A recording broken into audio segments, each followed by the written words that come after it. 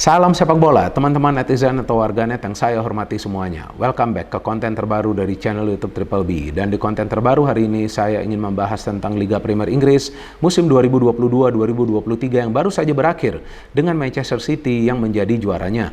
Dan tentu ini merupakan musim yang sangat spesial bagi Manchester City, teman-teman, karena mereka berhasil menjadi juara untuk ketiga kalinya secara berturut-turut.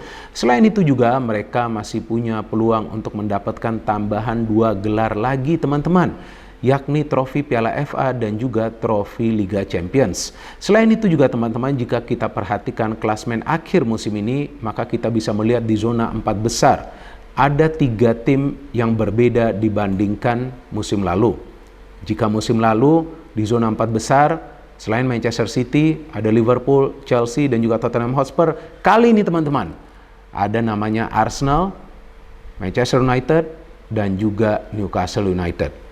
Terus kok bisa 3 tim ini yang kali ini berada di zona 4 besar? Ya karena musim ini mereka bermain jauh lebih baik, teman-teman. Contoh Arsenal, dengan mendapatkan beberapa pemain baru, kita melihat permainan mereka jauh lebih dinamis. Mereka jauh lebih produktif dan mereka tidak banyak kemasukan gol seperti musim lalu. Dan hampir saja mereka menjadi juara loh. Mereka sempat berada di posisi puncak dengan selisih 8 poin. Tapi seperti yang saya jelaskan beberapa kali, bahwa sangat disayangkan mental dari para pemain Arsenal itu tidak siap. Dan juga memang Arsenal tidak punya skuad yang dalam. Sehingga ketika ada pemain inti mereka yang cedera, apalagi ketika Saliba cedera, maka kita melihat performa dari Arsenal perlahan-lahan mulai menurun. Sehingga bisa diambil alih posisi puncak oleh Manchester City dan mereka lah yang menjadi juaranya. Padahal kalau secara permainan teman-teman, saya melihat permainan dari Arsenal dengan Manchester City beda tipis. Karena sama-sama kedua tim ini mengandalkan possession, passing game, dan juga pergerakan tanpa bola dari para pemainnya. Dan juga salah satu kelebihan dari Manchester City tentunya adalah karena mereka punya Erling Haaland. Walaupun pernah juga saya jelaskan ya, bahwa Manchester City is not all about Erling Haaland. But with Erling Haaland, they are a much better team in scoring goals. Jadi dengan Erling Haaland, mereka menjadi tim yang lebih baik dalam urusan mencetak gol. Karena musim ini mereka mencetak banyak sekali gol, teman-teman. Dengan tentunya bantuan dari Erling Haaland. Dan Haaland sendiri pun mendapatkan bantuan dari mesin kreatif Manchester City yang berada di lini tengah. Jadi ketika para pemain dari Manchester City lainnya itu bisa memberikan suplai bola kepada Haaland, disitulah kita melihat kehebatan dari Erling Haaland. Dan selain juga Erling Haaland bisa mencetak 36 gol hanya di Premier League, dia juga bisa memberikan beberapa assist ke rekan-rekan lainnya. Artinya memang dia bukanlah pemain yang egois dan dia juga sering terlibat dalam proses membangun serangan. Selain itu juga sosok Kevin De Bruyne juga merupakan pemain yang penting di Manchester City karena dia adalah pemain yang paling banyak memberikan assist. Dan setengah ya atau 50% dari assist yang dia berikan di English Premier League itu diberikan kepada Erling Haaland. Kalau saya tidak salah ya, total assist dari Kevin De Bruyne ke Erling Haaland adalah 8. Jika saya salah ya silakan kalian koreksi, namanya manusia kan bisa saja salah. Dan total assist dari Kevin De Bruyne itu adalah 16 assist di English Premier League. So Manchester City are a better team with Erling Haaland, dan memang berkat Haaland lah Manchester City juga bisa lolos ke pertandingan Grand Final dari Liga Champions musim ini. Meskipun dia tidak mencetak gol lawan Real Madrid, tapi kita lihat bahwa karena fokusnya para pemain Madrid itu menjaga Haaland, maka ada pemain-pemain lain yang bisa mendapatkan ruang untuk mencetak gol. Sedangkan dari Arsenal sangat disayangkan bahwa para pemain mereka, walaupun mereka bermain jauh lebih baik musim ini, tapi tampaknya mental mereka belum siap untuk bisa menerima tantangan dari Manchester City, sehingga akhirnya gajahnya jatuh juga, teman-teman. Tapi saya pikir dengan menyelesaikan musim ini dengan berada di posisi runner up juga merupakan sebuah pencapaian yang luar biasa bagi Mikel Arteta sendiri ya. Karena kita tahu bahwa musim lalu Arsenal itu kan tidak bisa lolos ke Liga Champions. Mereka hanya bermain di Europa League. Bahkan kalau nggak salah pernah tuh satu musim tuh Arsenal nggak bermain di Eropa juga. Tapi ya kalau kita melihat secara individu permainan dari para pemain Arsenal, ya kadang-kadang mereka agak konsisten juga sih, seperti Bukayo Saka, kemudian Martinelli. Kalau Odegaard menurut saya sih bagus ya. Kemudian Thomas Partey, maka itu Partey beberapa kali juga digeser dari line up. Dan yang paling penting nih sekarang Arsenal kan di pertahanan ini harus lebih kuat lagi. Karena ya beberapa kali ini di beberapa match para pemain Arsenal di lini pertahanan ini membuat kesalahan secara individu atau juga secara kolektif. Dari segi lemahnya koordinasi mereka di lini pertahanan. Jadi ya saya harapkan nanti musim depan di lini pertahanan akan ada tambahan pemain baru sih. Dan tentunya di depan ya, depan ini perlu. Seandainya nanti Gabriel Jesus cedera lagi. Gabriel Jesus memang nggak mencetak puluhan gol seperti Erling Haaland. Tapi ya di musim pertamanya dia bisa terlibat dalam 17 gol yang dicetak oleh Arsenal di Premier League ya, karena dia mencetak 11 gol dan juga bisa memberikan 6 assist. Jadi ya ini adalah musim yang cukup baik juga lah bagi dia, apalagi kan faktanya dia juga cedera untuk waktu yang cukup lama ya. Kemudian sekarang bergeser ke Manchester United. Nah, Manchester United musim ini bisa menyelesaikan musim dengan berada di peringkat nomor 3. Ini kan bagus juga ya bagi Erik ten Hag sebagai pelatih baru dari Manchester United.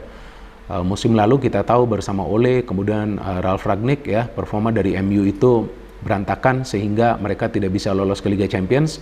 Tapi kali ini mereka akan bermain di Liga Champions musim depan dan saya melihat ya memang ada progresnya lah dari Manchester United. Dan seperti yang pernah saya jelaskan bahwa masalah dari MU adalah kekurangan pemain.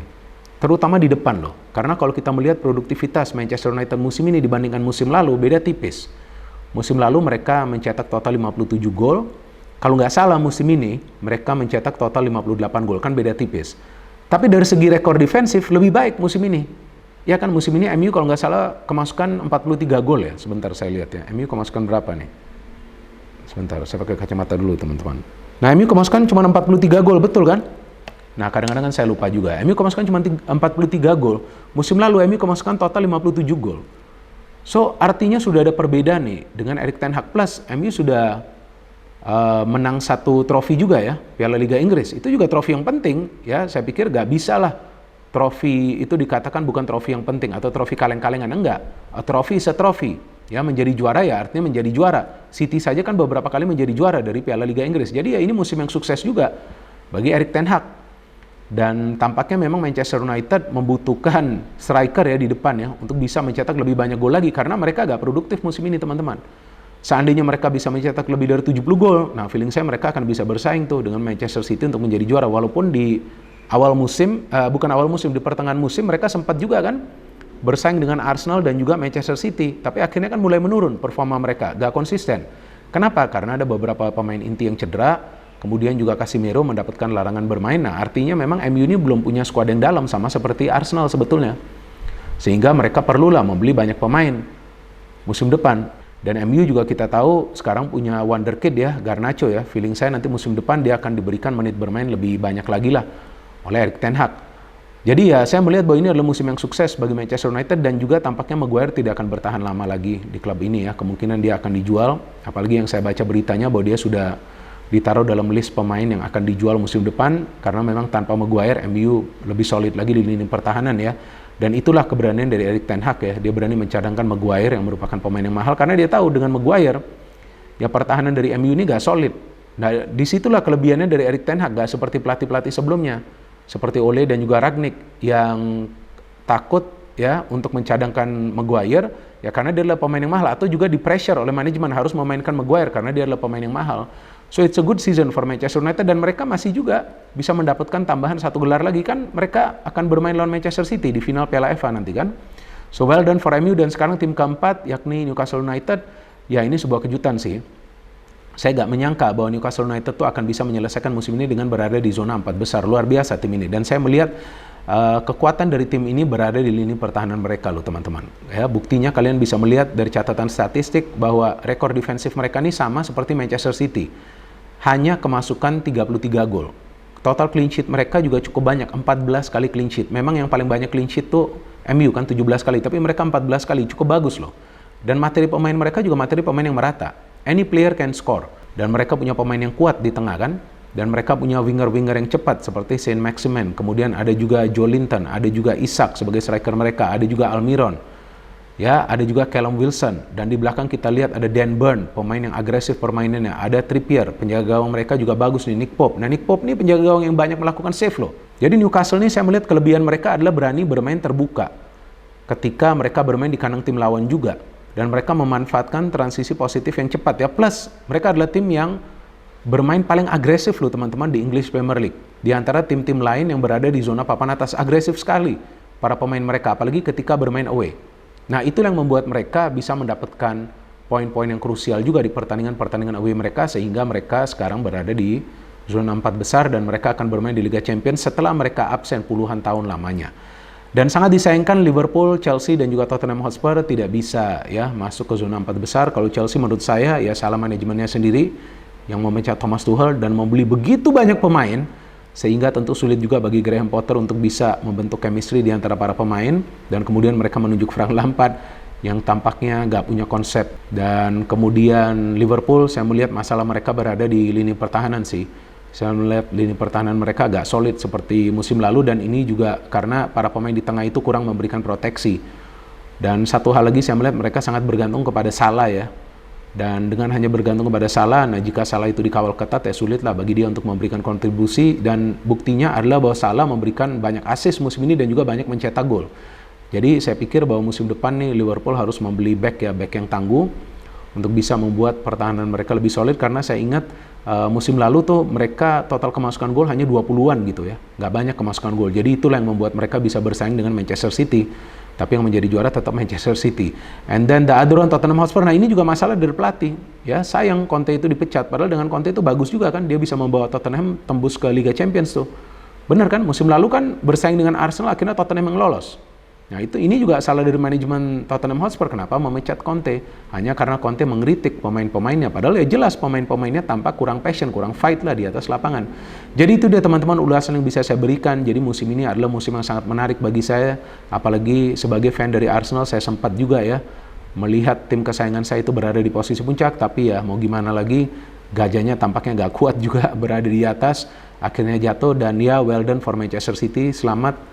Lagi-lagi saya ucapkan selamat kepada kalian yang merupakan fans dari Manchester City, karena tim kalian menjadi tim kesayangan kalian menjadi juara dari Liga Premier Inggris musim ini. Dan juga selamat kepada fans dari Manchester United yang telah mendapatkan 1 trofi dan juga sesuai target ya berada di zona 4 besar dan akan bermain di Liga Champions musim depan. Dan tentunya juga bagi para fans Arsenal lainnya ya, kita juga tidak perlu berkecil hati karena tim kita bermain sangat baik dan juga sesuai target akan bermain di Liga Champions musim depan. Dan tentunya juga selamat kepada fans dari Newcastle. Ada loh, banyak fans dari Newcastle loh. Salah satu teman saya juga adalah fans dari Newcastle. Selamat, tim kalian, tim kesayangan kalian akan bermain di Liga Champions musim depan. Jadi teman-teman, kita tunggu nanti Liga Premier Inggris musim 2023-2024 yang feeling saya juga akan berjalan sangat seru. Dan juga nanti kita tunggu pergerakan di bursa transfer ya. Pasti akan ada banyak pemain yang pindah klub, akan ada pemain-pemain baru juga yang bergabung dari luar Inggris untuk bisa memperkuat tim-tim yang tentu punya ambisi ya untuk bersaing menjadi juara, dan tentunya akan coba untuk bisa mencegah Manchester City menjadi juara untuk keempat kalinya. Bahaya loh, dan City juga feeling saya nanti akan membeli juga beberapa pemain penting supaya mereka bisa kembali mempertahankan gelar juara mereka. No hate, no politics, only football. Salam sepak bola.